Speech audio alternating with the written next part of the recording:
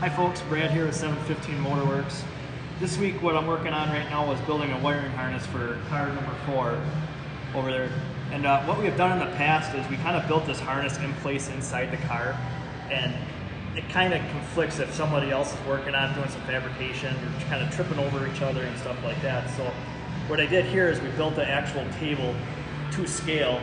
We put a temporary dashboard in here with all the gauges, and then underneath all this wiring you can actually see the frame and how it's drawn out, and then all the tabs that hold it in its location.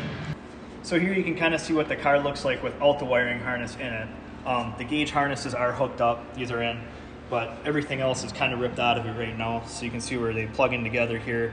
There's a whip that goes down there out to the front, headlights, directionals, horn, stuff like that. And there's another whip that goes down underneath the car that controls all the lights, fuel cell, stuff like that back there.